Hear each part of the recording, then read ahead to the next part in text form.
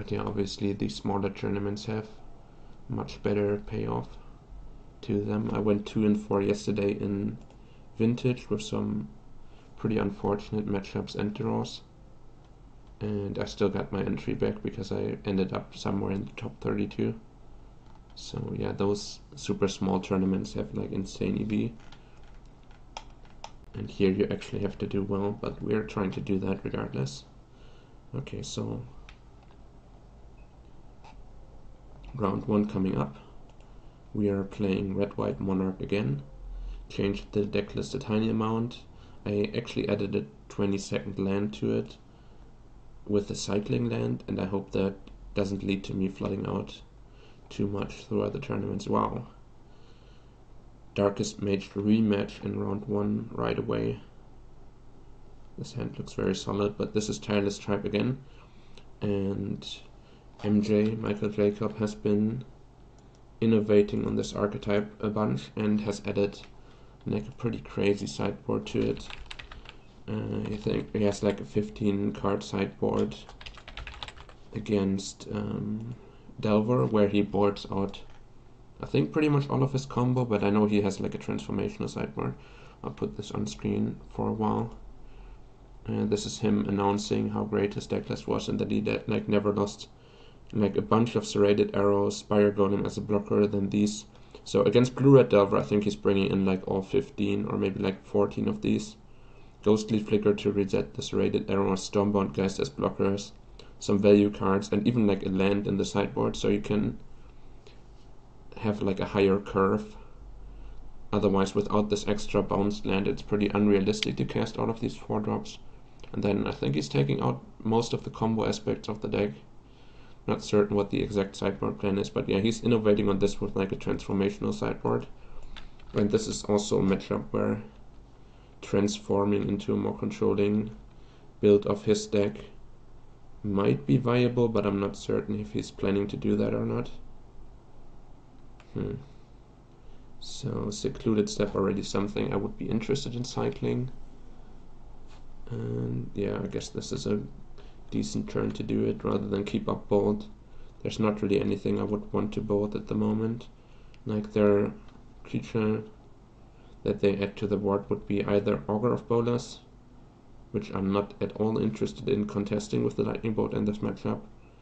And if it's Tireless Tribe, then I'm unable to kill it regardless. The Bolt would only trade for a card out of their hand to increase the toughness. And Lightning Bolt is very good against Tireless Tribe on the combo turn because it will always have 1 toughness. But it's useless on the turns leading up to the combo. So that's why we want to hold onto it.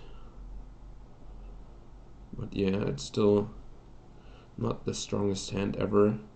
Really would want to have a combination of a lot of removal spells and a blocker, and combining those two makes it very difficult for him to fight through all of it, but so far we don't have a blocker available to us.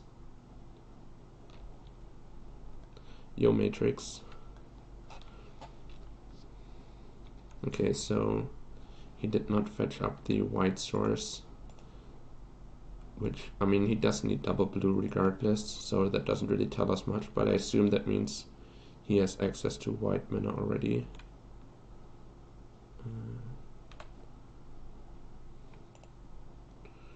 And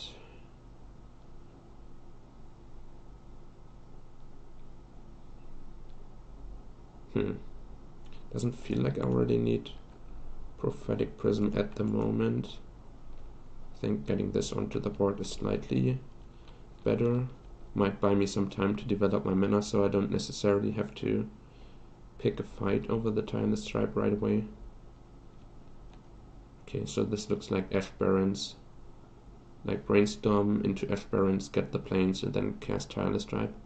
And then he basically has the perfect setup of like getting the most value out of all the cantrips and also setting up for a turn 4 kill, which can then be protected with like Dispels and Circular Logics. Obviously he might still be missing any of those pieces, but that would be the preferred sequence of plays for my opponent.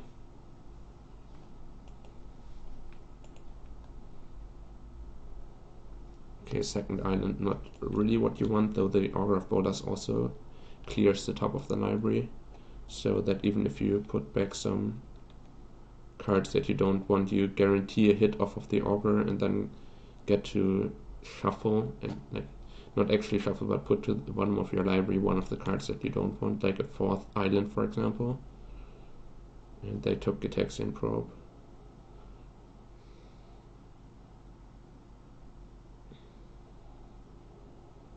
So I definitely want to add this Clintalk to the board while it's guaranteed to resolve. And I would be bouncing the Vial, then I have to decide whether I want to play a tapped land in addition to it or replay one of my artifacts. Replaying the artifacts cuts me off of Palace Sentinels a bit, which makes it more difficult to punish a potentially weak draw by my opponent, because they seem to not have a white source or their Tireless Tribe yet. They went for like a suboptimal follow-up to the Brainstorm, so no Ash Barrens available, I would assume. But they do get to see a bunch of extra cards next turn. They have a Draw Step, a Gitaxian Probe, potentially a Gush, so that's already like 4 cards deep into their deck to find it.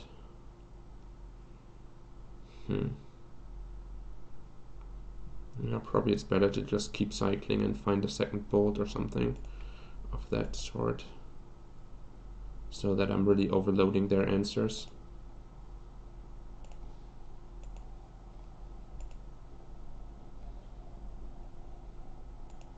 I think I'll replay this, because it bottlenecks my mana a lot less on the next turn if I already have Vial available to me. And once again, it feels like my mana situation here should be fine without the Prophetic Prism. For example, I can go like double bolt plus Alchemist Vial as a protect, and yes, both of those are true. It is the challenge already, and it is Darkest Mage. Okay, so we no longer know any of their cards in hand, but they now know all the cards in my hand.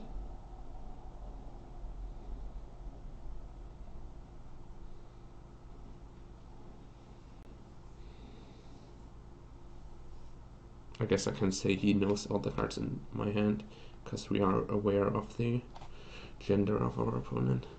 But yeah, still, opponent needs to find a white source pretty desperately, otherwise they're not really doing much.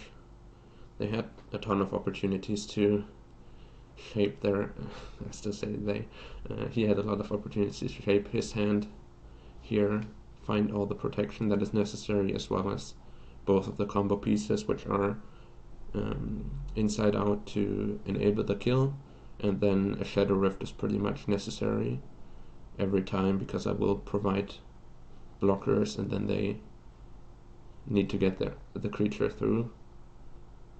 So those pieces are already necessary. That cost 3 mana on the turn of the combo, and then each additional mana on the combo turn is capable of providing an answer to one of my spells. So like this spell answers the bolt for 1 for 1 mana and 1 card. Circular Logic answers a bolt or a Galvanic Blast 1 for 1 and costs a single mana. Yeah, sure. Obviously it's fine. It just feels kind of weird, but whatever. So they've found their white source, but no Tireless Tribe. That is pretty insane after 2 Brainstorms Ponder. All of this happening, that there's still no white source. There's still no Tireless Tribe with a white source. And as long as they are not untapping with the Tireless Tribe, there's actually no risk to my life total. Though now the Prophetic Prism decision is kind of backfiring here, because I could have played Trade Inspector and Core Skyfisher in the same turn, and now I cannot. I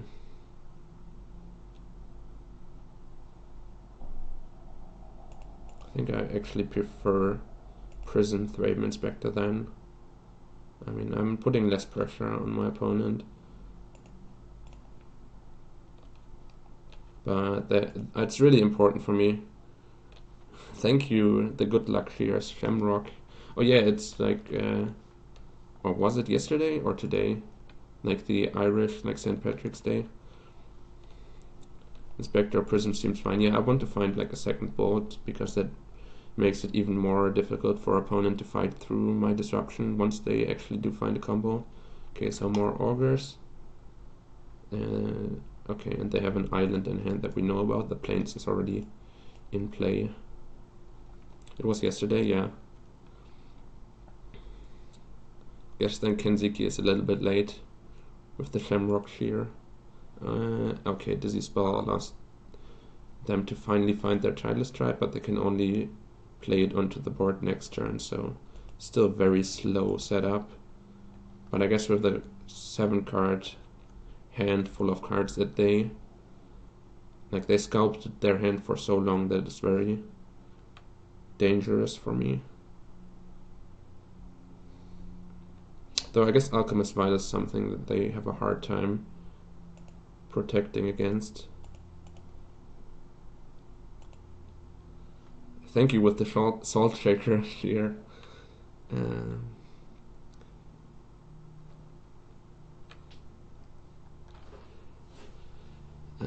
Because like all the ways to protect Tireless Tribe are like counter based, and then in Alchemist Vial that is already on the board is going to buy me a turn pretty much guaranteed.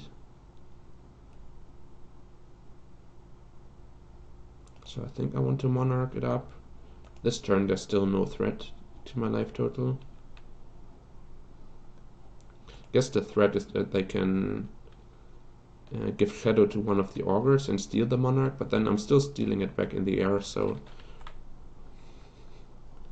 it's a PJ Salt, but it's animated, so it looks like a Salt Shaker, right?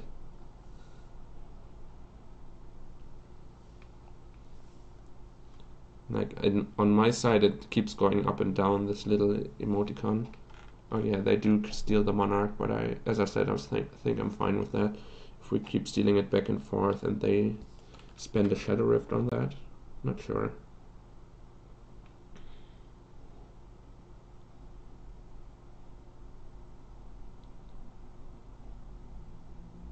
So far it's only like symmetrically traded 1 card for me and 1 card for my opponent, and the next turn I'm going to be up a card again.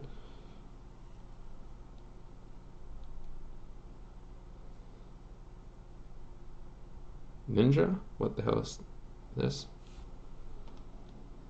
Or Inside Out. I guess Inside Out to get a little bit more damage in makes sense, because first of all, if they have superfluous copies, they want to yeah, I don't think they have ninjas in their main deck, though that would be pretty cute. Yeah, okay, they decided against the Inside Out. Like, if they have extra copies, they want to cycle it out of their hand. And potentially getting the extra damage in could reduce the amount of cards they need for Tireless Tribe to be lethal.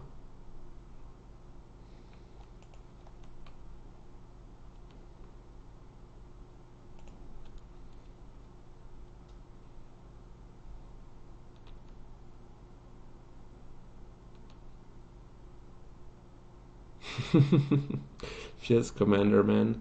Okay, we're the Monarch again. I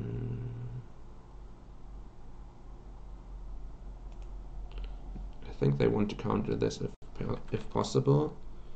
But yeah, sure, it resolves. Glinthawk seems like a nice addition to the board over Core Skyfisher, maybe? Huh. Like, the only risk factor if I go for like Alchemist Vial protection is that they have enough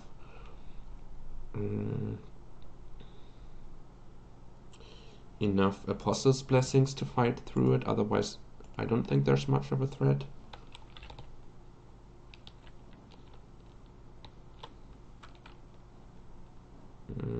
Okay, let's just go for the Glinthawk and see what happens. If they circular logic this, okay, they don't.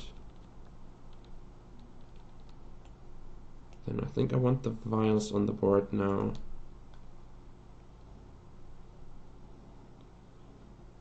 And probably the Great Furnace. Once again, if they don't fight over these vials at all, I get to also crack the clue. So I think that's fine.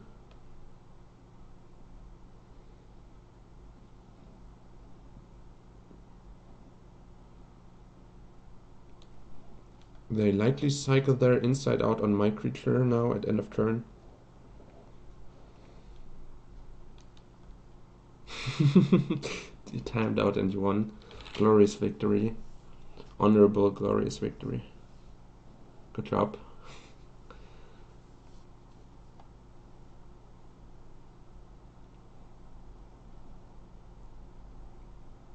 Okay, so situation is still kind of scary here, especially considering I drew the top 20 cards of my library and there was only one bolt in those cards. So, like Shadow Rift plus Inside Out for 3 mana and then multiple protection spells could still be scary. Giga Draws, oh no. Oh no. How much mana did they have left? Replicate 1? I might actually die to the Giga Draws. Oh my god, I'm dead. God damn it, the one of Giga Draws. Yeah, that kills me. Because I don't have a Prismatic Strand still. And now I can't use the vials. That's awful.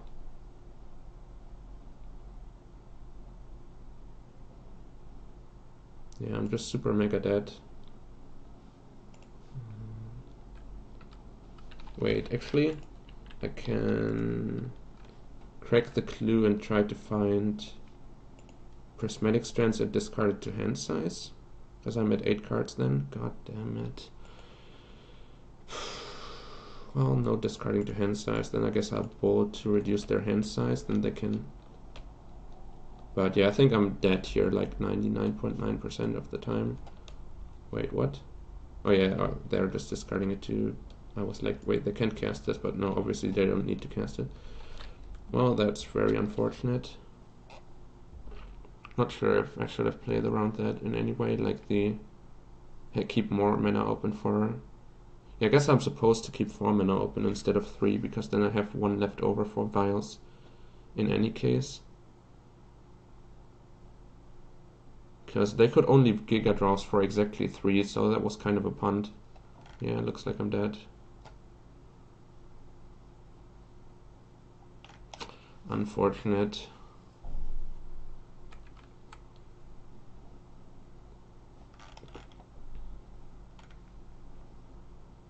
Yeah, I think if I leave open 4, they can like not win. That was dumb. I just forgot about Giga Draws. Okay, let's see. They're likely like cutting a lot of their combo. So I'm not certain how much of this stuff I want.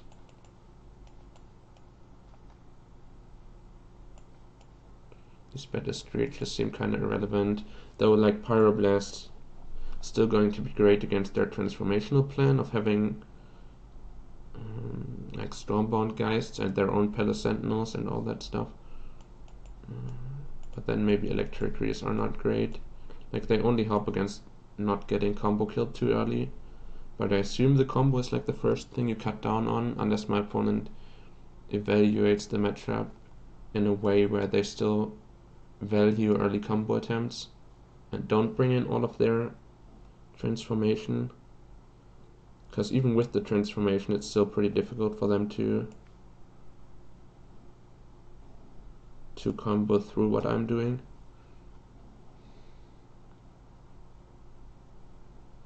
Maybe I don't need any Palace Sentinels. Probably I don't. That was very unfortunate.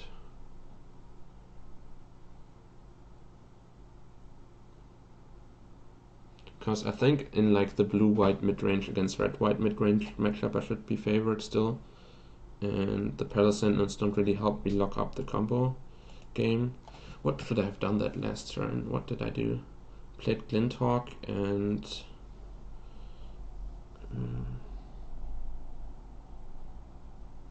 the second Vial, I guess, or like Prophetic Prism. And if I don't do one of those two, I'm in a much better spot.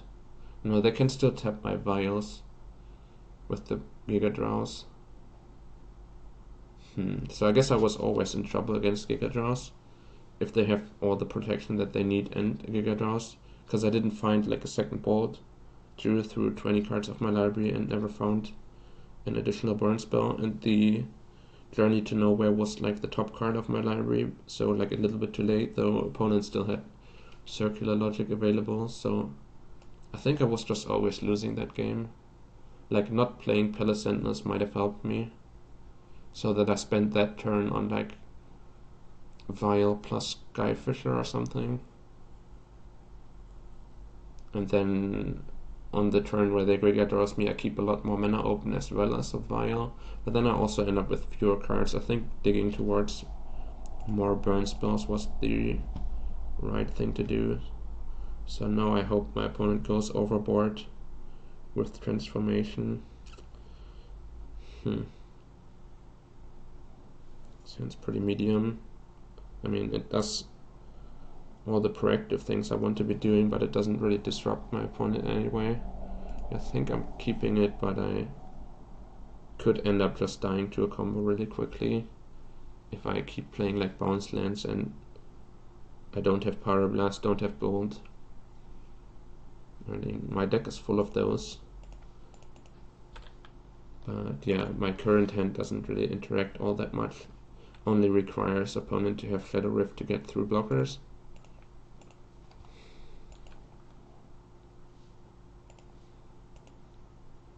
Okay, that makes it a little better.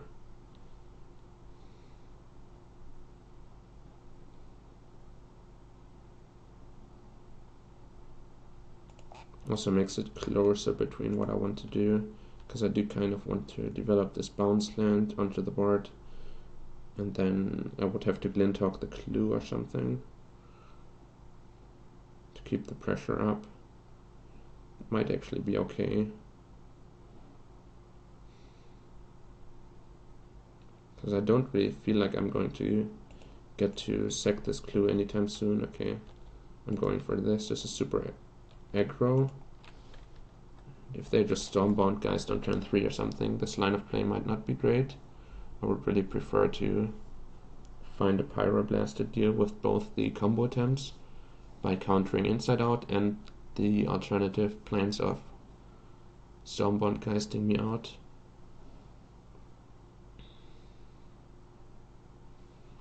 The upside of this is that I'm not really vulnerable to my opponent becoming the Monarch, because I will always have the air superiority, at least until Stormbound Gas comes down. So it makes it more difficult for them to go for any type of alternative grinding plan. Okay, so they shuffled their second Ponder and shuffled their first Ponder. It looked to me like they were like digging for a second land and had trouble finding it, but I guess sequencing it like this is just correct for opponent to make themselves seem weaker than they actually are. So it's not guaranteed that was the case.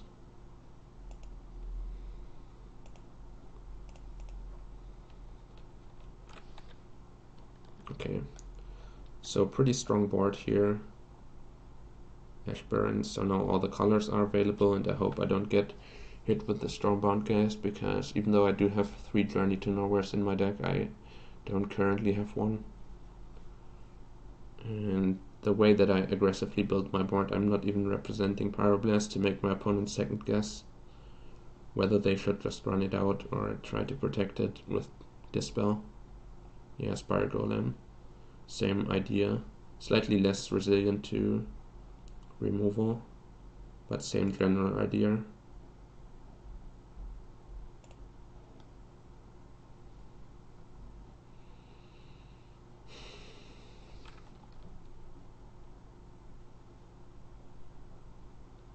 Though it doesn't really pressure my life total all that much.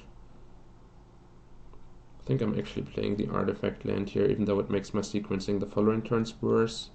If I top deck Galvanic Blast, I can Ancient Den and then have Metalcraft available to deal with their 4 toughness creature. Also, this looks a little bit like Pyroblast, though I guess it's not that big of a concern for opponent.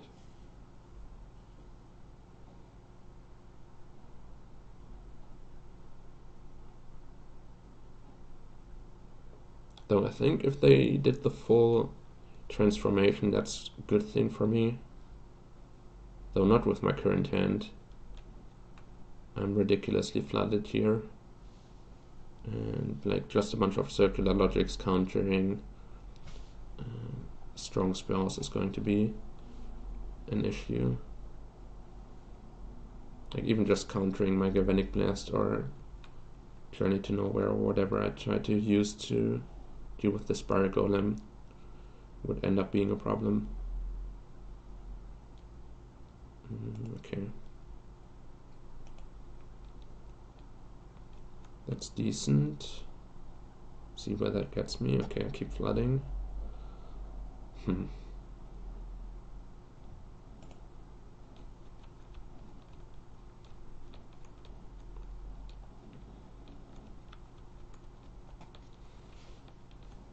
Okay, I did add a land to the deck, but I also sideboarded one out this game, so I'm at the same land count that I had last week for this post-board game.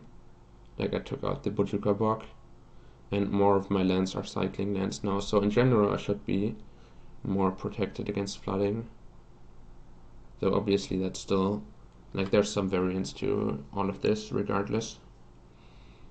So more brainstorming. It's pretty risky for an opponent to become the Monarch if they even have that in their deck. Though just following up with more Stormbound Geists and Spiral Golems is always going to be good to keep the control over the air. Bouncing the clue really backfired for me. But yeah, the entire point of that line of play was to find a Journey to Nowhere or Galvanic Blast, so that once the Spiral Golem comes down I could just shoot it out of the air, keep attacking for 5 every turn, and then my opponent's deck is really not well set up to be on the defensive. There's like pretty much no removal in this, maybe 2 Journey to Nowheres after sideboarding. But yeah, now I'm really missing the card advantage that could have provided, because my aggressive posture didn't really work out and I'm flooding out so low on spells here.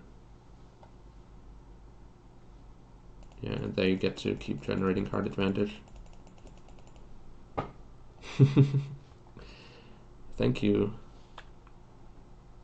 Okay, so still Tireless Trap in the deck, which that part of the plan I'm reasonably well set up against. So maybe they just board in like Spiral Golem and Stormbound Geist as defensive tools and keep the rest of their transformational sideboard in their sideboard.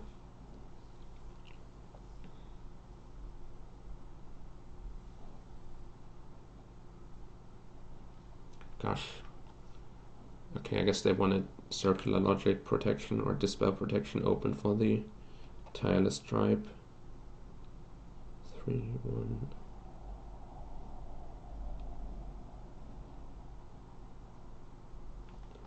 So the breakpoints are 21 and 25, so going to 22 here actually adds a card that they have to discard. So that seems worth doing.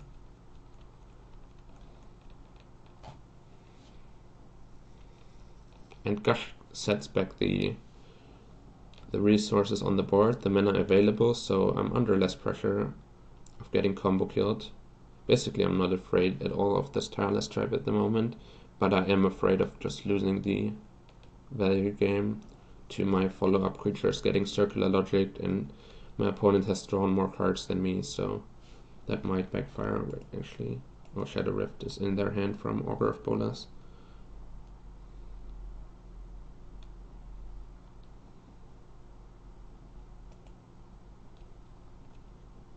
And I have to be aware of the Giga Draws this game, though it's only a one-off still.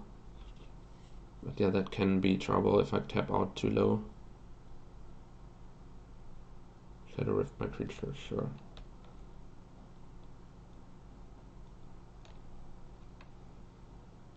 Yeah, that's the problem. They're not really going to be flooding out on combo enablers or like being stuck on combo enablers. They can still transition back into a value game by cycling through Inside Out and Shadow Rift on my creatures. So 4 lands being tapped, I still have 2 available during my opponent's turn, and I can discard the Prismatic Strands. So even against Gigadros, I should still be fine here with 3 pieces of interaction. And there's like a minimal chance I die there, but my situation after Gigadros is not that much better or worse than without it, because I only have 4 pieces of disruption in my hand regardless.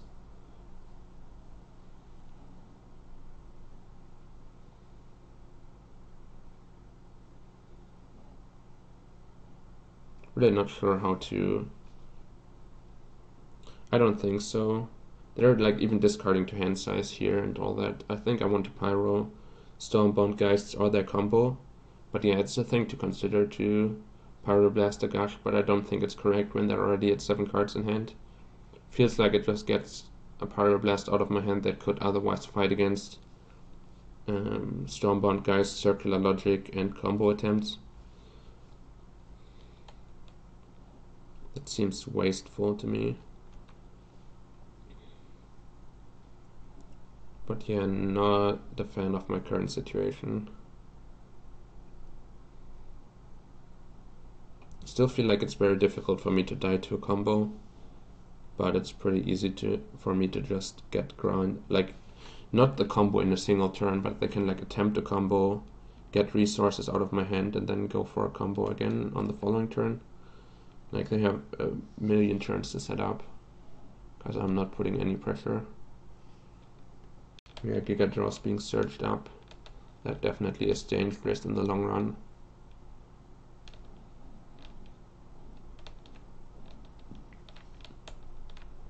Though discarding to hand size here a little bit.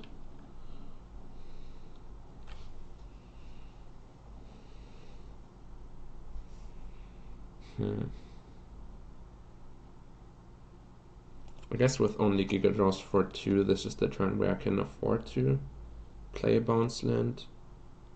And then, I mean, it exposes me to the Gigadros a little bit more because I'm concentrating resources into like 1 land that is worth 2, so tapping these is actually super strong. But it shouldn't be enough for me to die this turn still. And then next turn it slightly increases my vulnerability, though without drawing another untapped land it kind of leaves me at the same amount of vulnerability. Like I would have played no covered planes this turn, and then next turn I'm likely forced to play Boros Garrison anyway, so this is probably the best turn to get the Garrison onto the board. Now I do have untapped lands to develop for the next 2 turns. Yeah, this is exactly the problem. If they are under no pressure, they can brainstorm into Augur, into brainstorm into Augur the entire game. And I'm not really making much progress. It's possible I should just have some Palace Sentinels still in my deck, like a higher amount of Palace Sentinels to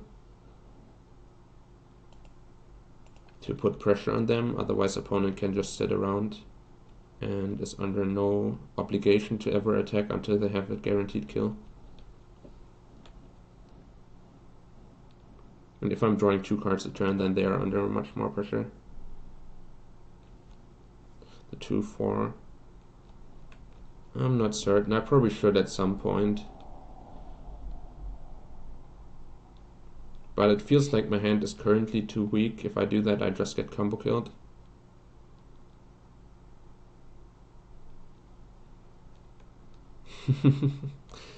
Two group hack players.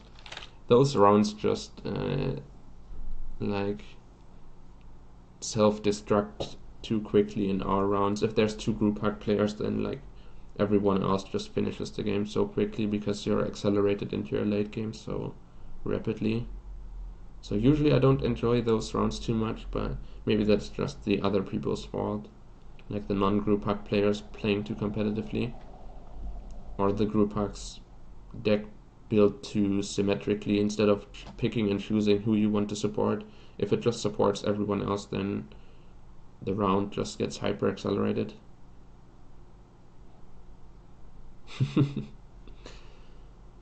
Okay, let's see if I'm going to die here.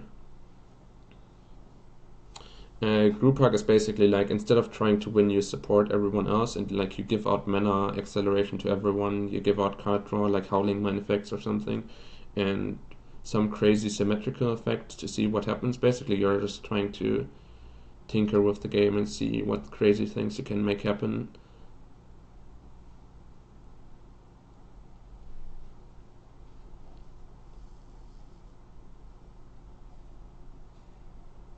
Okay, so 8 cards in hand again, and they decided to not combo, though now there's a Giga Draws for 6 being threatened.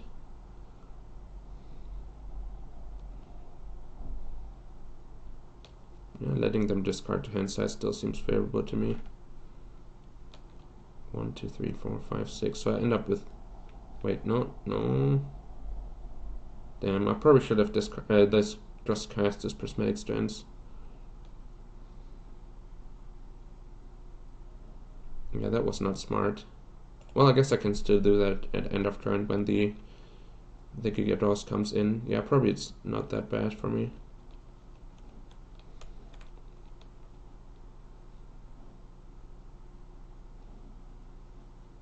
Gosh, EOT. Okay.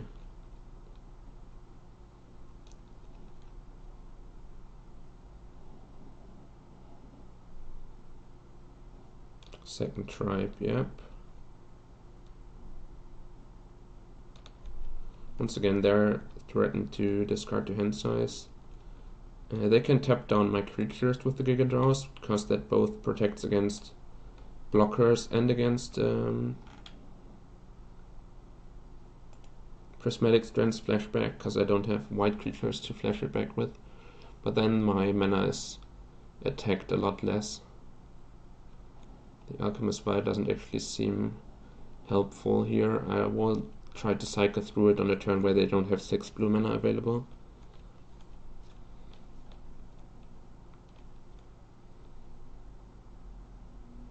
Because this looks like Giga Draws could come out any turn.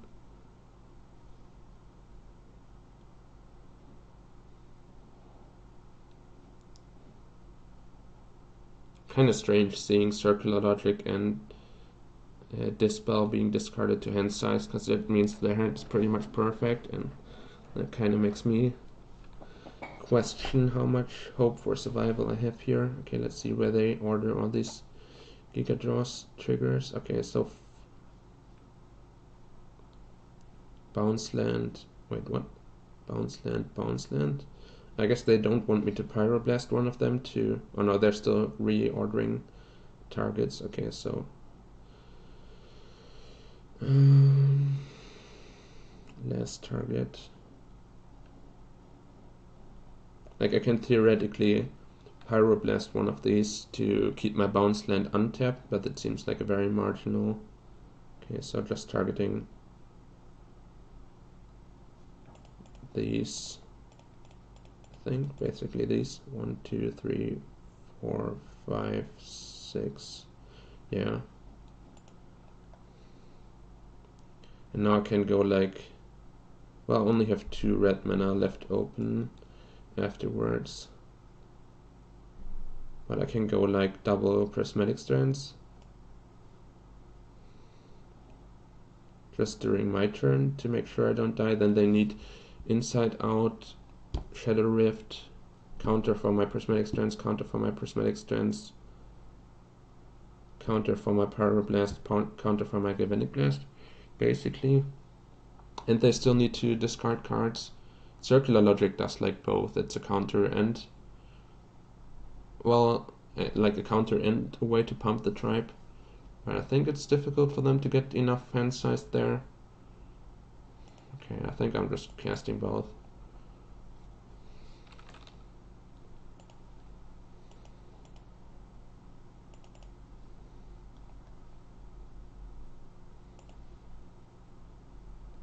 And I don't think I'm casting one of these.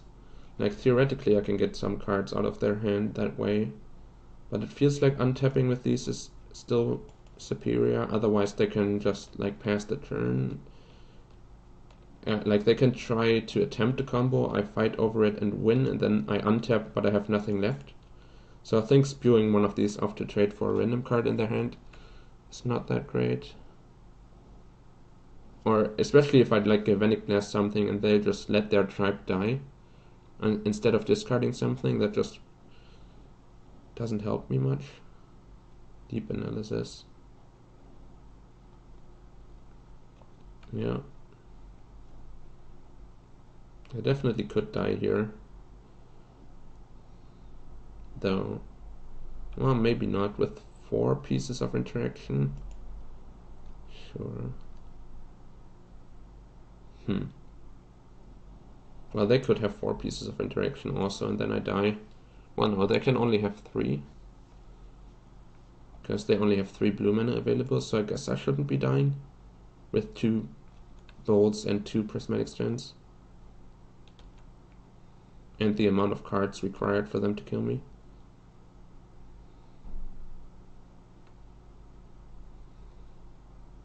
Yeah. I think I'm going to let this resolve and let them discard.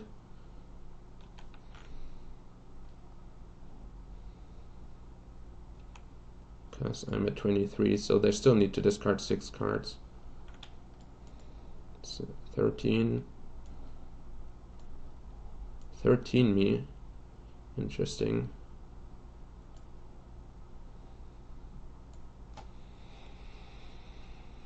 Seems like I can let that resolve and just go to 10. Sure.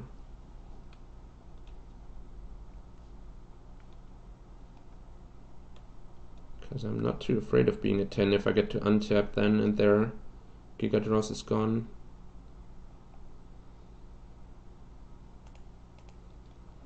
So now I have all these 5 pieces of interaction open once again. That was weird. Unless there's like second Giga Draws or something. Sure. Tap these first to both dodge Giga Draws and make my mana a little bit more flexible.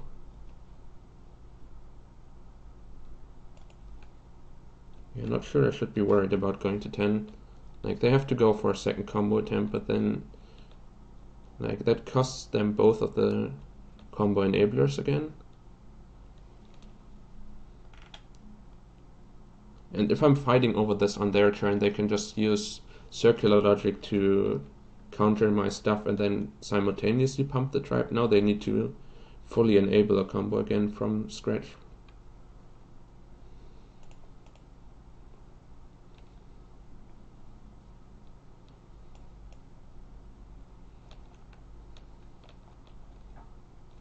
Also might just be timing them out or milling them out or whatever.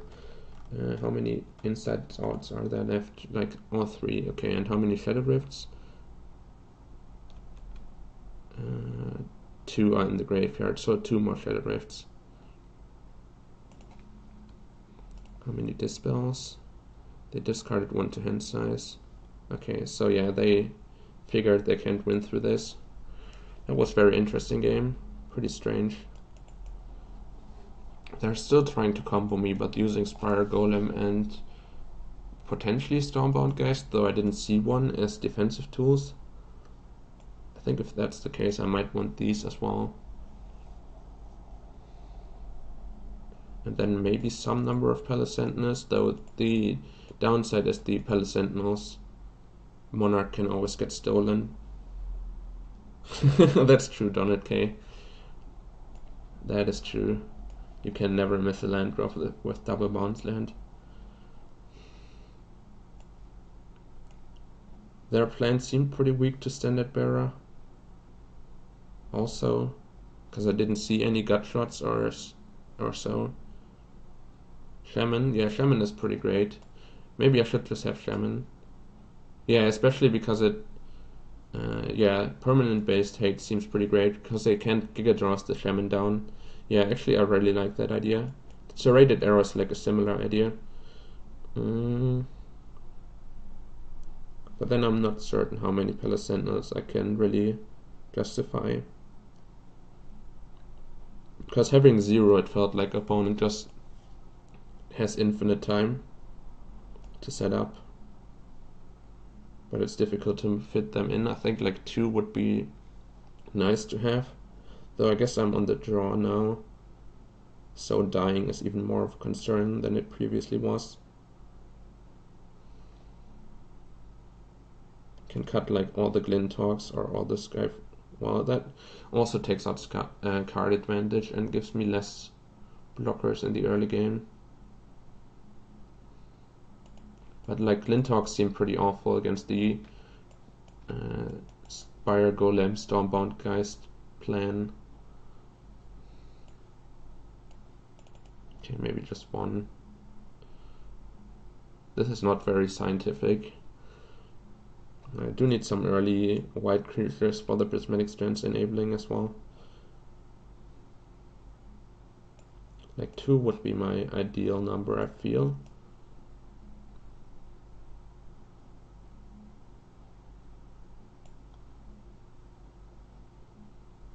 Okay, let's keep it like this. I'm not certain. Just feels like Glintalk's attacking is not that relevant. God damn, this hand sucks. Okay, I think I'll actually mulligan this. I want more red cards. Okay, this is slightly better. Could Windscarred Crack on turn 1. Then thank you, Goblin Master. No, I'll bottom this as well, I think, and just play the Secluded Step turn 1. Like, Windscarred Crack would allow me to cycle the Step, and then Step gets me a random card, but like if I'm bottoming the Windscarred Crack, I already get a random card, so what's the point of that exchange?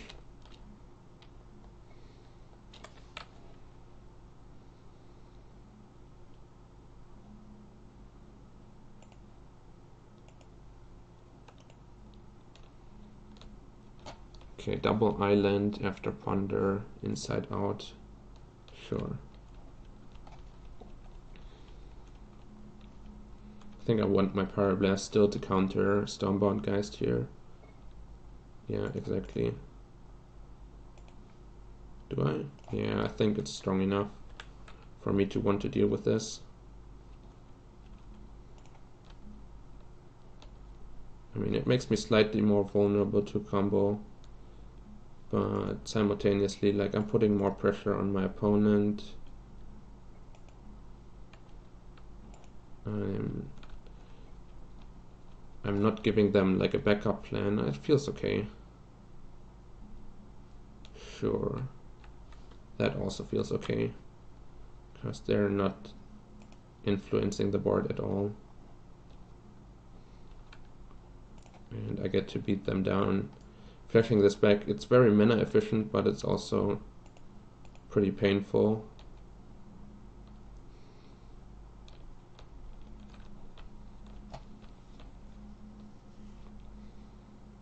Yep. Definitely the matchup feels a lot scarier after this sideboard plan change has been introduced. I think MJ did some good work there, and it's definitely going to help the success of this deck. They missed on Augur though. That is also very helpful for me. What did the Ponder do? No shuffle with the Ponder, but then fetch right after. So one of the cards was something opponent was interested in, and the other cards were like an instant shuffle, didn't even think about it.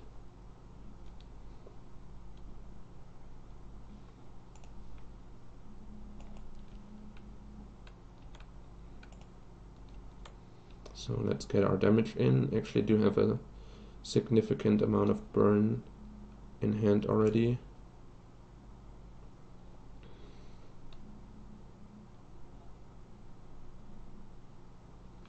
Though it's interesting what to do here.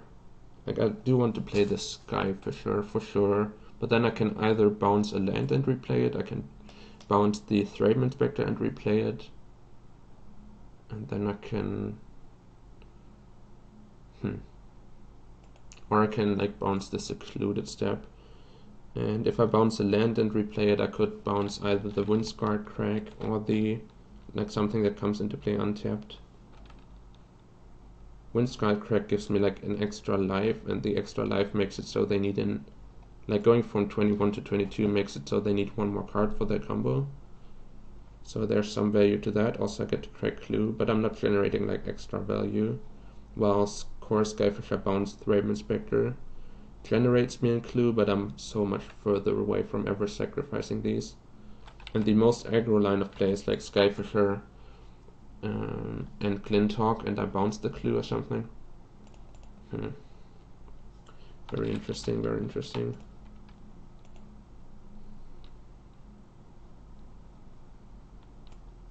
I think I'm bouncing the Windscarred Crag. I value tempo more here than I do card advantage, especially with the time situation for both of us. But that might be wrong. Okay, they found their combo, but only 4 cards in hand. So yeah, the extra life gained here is like another break point for the combo, as I had pointed out earlier. So, well, kind of punished because the break point ends up not mattering. Can once again still die here to Giga Draws for 5. Well, I guess if they Giga Draws me, I just do like a bunch of bolting at end of turn, so I still think it's valuable to go aggressive here. The downside of my line is that I end up very far away from Metalcraft right now. Also pretty far away from being safely able to tap out. Gosh, EOT. Huh. So yeah,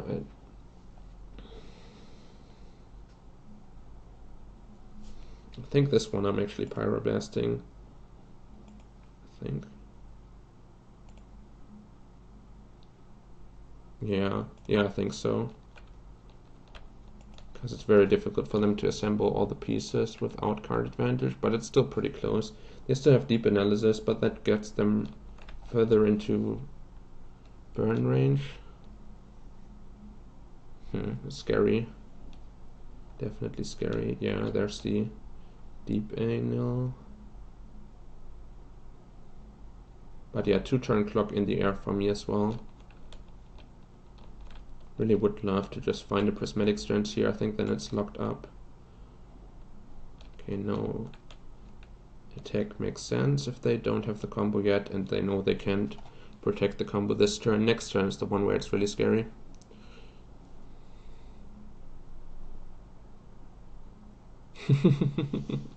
Yeah, I think my opponent is cheating. They cast Gitaxian Probe without losing life. That's not fair.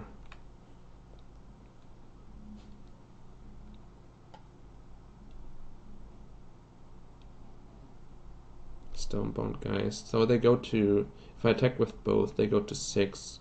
So Artifact wins for me. Artifact land wins for me, or like a cycling thing. Or Journey to Nowhere, I guess. Yes! Because now I have 7 points of burn.